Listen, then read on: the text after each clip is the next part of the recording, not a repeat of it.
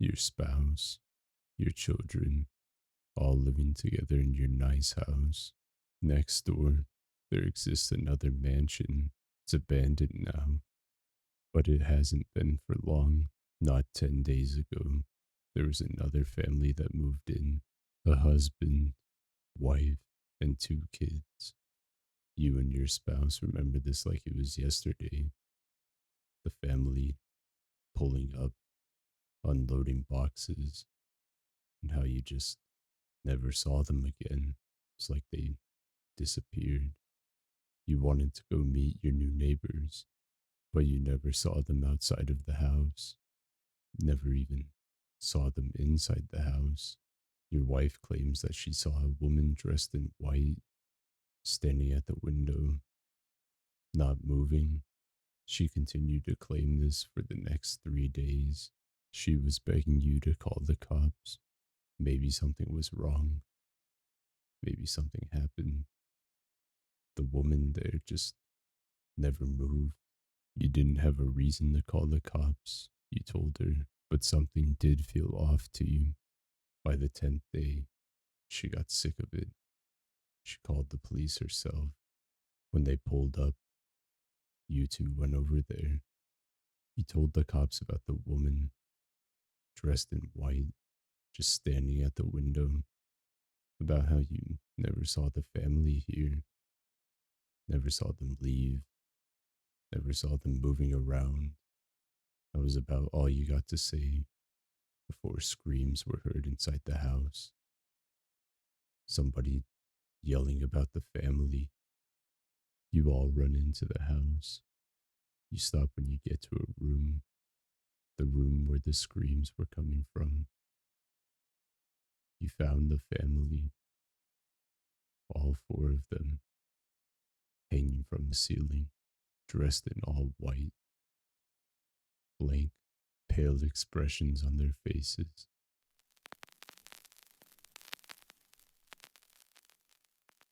We pulled up to the manor just as the sun dipped behind the pines, casting long shadows across the weathered brick facade. The palm trees swayed in the breeze, a strange contrast to the Tudor style windows glowing faintly, like eyes watching us. The lobby smelt of old wood and something floral, violet maybe. Emma clutched my hand, wide eyed, while Jake darted ahead. The innkeeper handed us our keys. Room 12. As we settled in, a chill crept up my spine. The air felt heavy, like someone was breathing down my neck. I heard the faint sound of my son laughing, along with at least one other kid, and footsteps coming from the creaky hallway. My son was supposed to be in bed. I got up and went to go find him. When I found him, he was in a room he probably shouldn't have been in, but he was alone. He had his ball on the floor. He was still laughing, but it was only him. I could have sworn I heard more kids than just him laughing. At least one other, but he was alone. After I got him back into the room, I asked him what he was doing. He said he was playing with the little boy.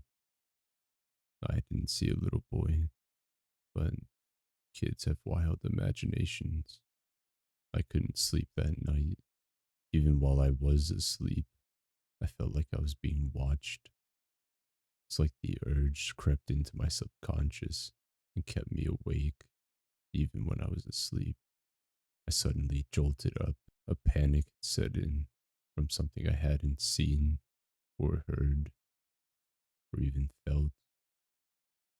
I look across the room. The curtains on our window are open. I walked over to them. Outside was a little boy, but it wasn't just him. It was another.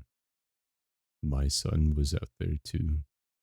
I watched as they walked off, the little boy walking with him to the road. I couldn't do anything. I was frozen. When they reached the road, the little boy stopped. Jake stopped with him. There was no warning. The car came too fast. It didn't even attempt to slow down, and it didn't stop after it hit. It just kept going, dragging the body of my son with it. The other little boy just sat in the middle of the road. It wasn't even affected by the car. It turned and looked up at me and then disappeared.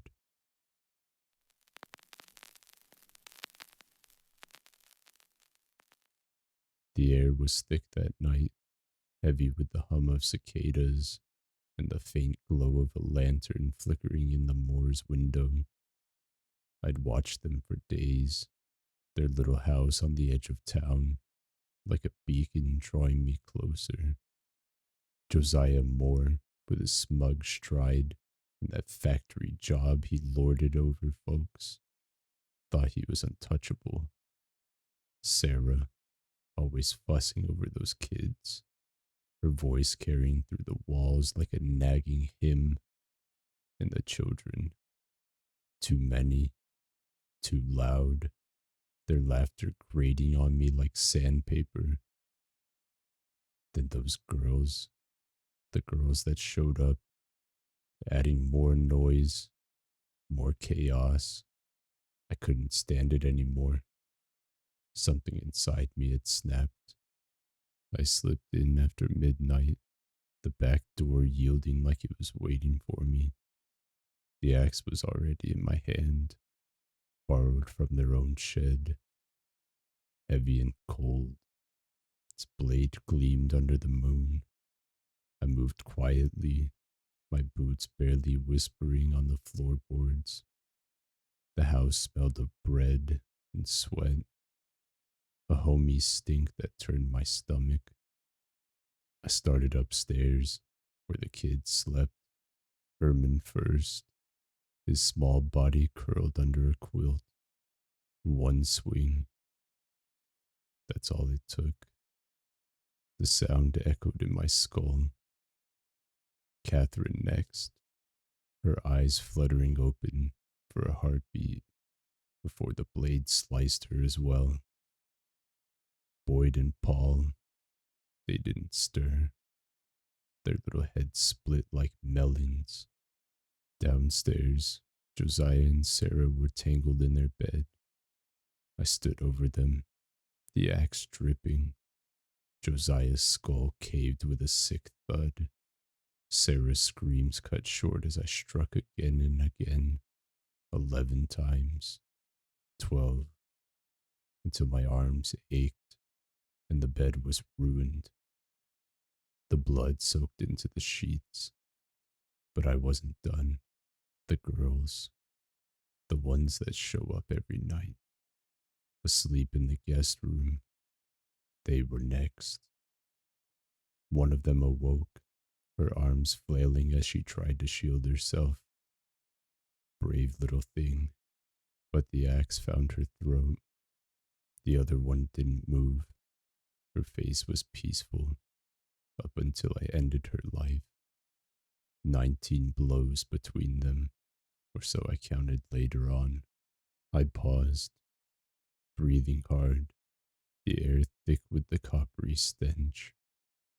The house was silent now, save for the dripping blood pools on the floor.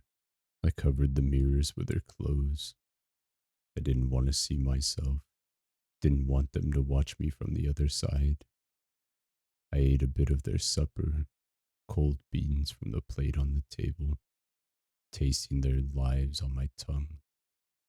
It felt like a ritual, a claiming. Then I slipped out, leaving the axe behind.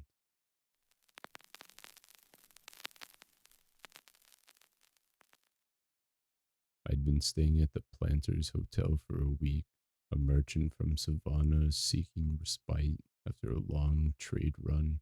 The place buzzed with life, wealthy planters gambling in the parlor, ladies of the night slipping through the halls, and the clink of glasses echoing late into the night.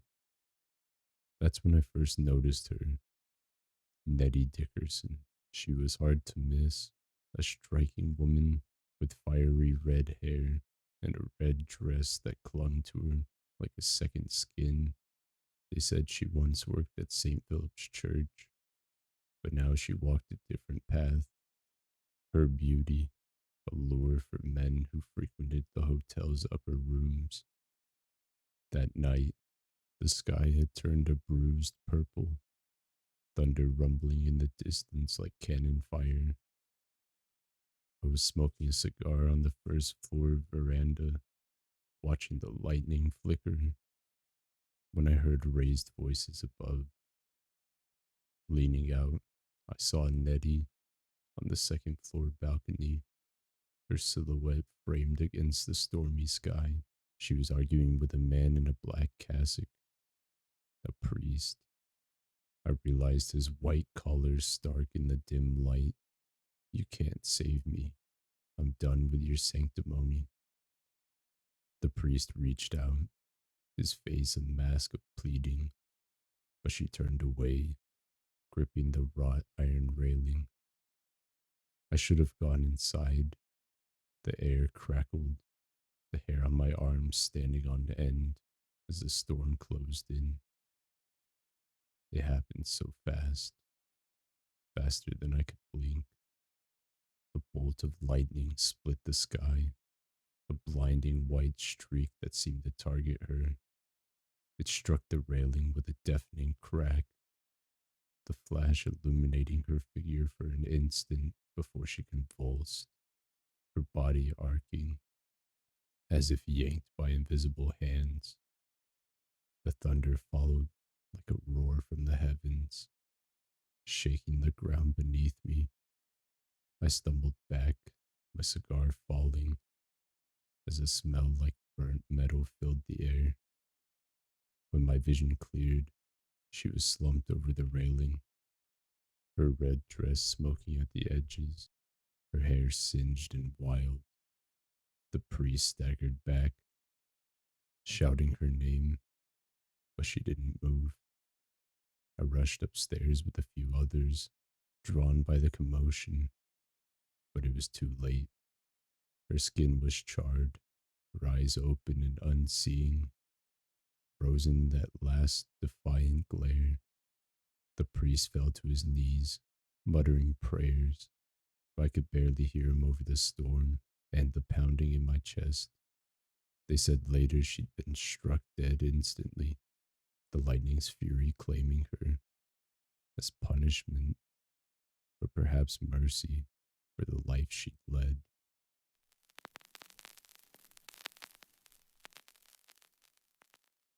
I'd been working here for only a month when they handed me the keys to the basement. The place was a grim hive of coughs and despair, treating hundreds sick with tuberculosis. I was a maintenance man, tasked with fixing leaks and patching walls. The head nurse mentioned a back tunnel they used for deliveries, but she was vague, her eyes darting away when I asked more. I figured it was just another damp corridor to check for mold. It started with a strange smell, faint at first, like wet earth mixed with something sour, seeping through a locked door in the basement. The door was rusted, half hidden behind a stack of crates, and the key ring they gave me had a label scratched with "Shoot Access." Curious, I wrestled it open, the hinges groaning like they hadn't moved in years. A blast of cold air hit me, carrying that stench, stronger now, and I stepped into a narrow concrete tunnel sloping downwards.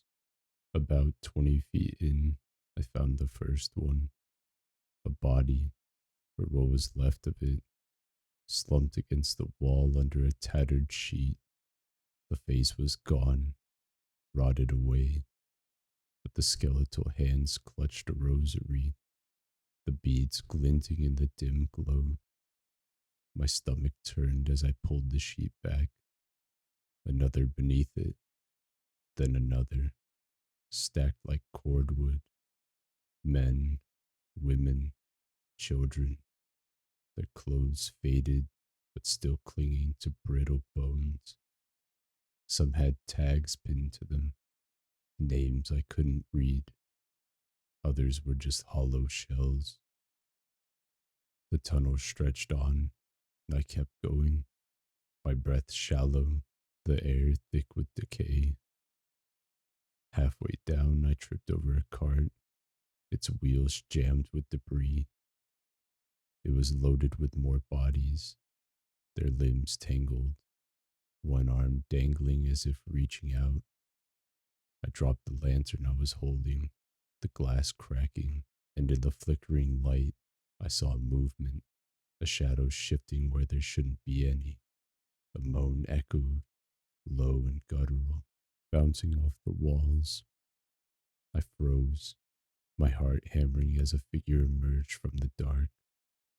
A man in a hospital gown, his face half eaten by time, eyes hollow, but fixed on me. He didn't speak, he just stared, then faded into the concrete like smoke. I ran then, scrambling back up the chute, the cart rattling behind me as if pushed by unseen hands. When I burst into the basement, I told the nurse what I'd seen. She paled, muttering about the death slide. They'd lost track of how many, hundreds, maybe thousands since the place opened. I quit. I can't unsee it. The bodies, the ghost, the tunnel. Even now, I feel like something's watching me. I don't like it. I can't do this anymore. Thank you all so much for the support on the channel. It's been awesome. I'm glad everybody's been enjoying it. I know this video is shorter than the rest of them by about a few hours, but I do plan on doing some shorter videos. This one just happened to be shorter because, for one, I like the concept, and two, I'm sick, so recording a longer video wouldn't have been easy for me. All of the stories in the video I made up myself, but the tales surrounding them are things that are actually told. I just came up with the stories to tell and narrate because I thought it was a cool idea. So if you'd like, you can always go and look up the places, look up their ghost stories and their tales. And if you don't want to, just use these as your ghost stories that you can tell to friends. And as always, have a good night and sweet dreams.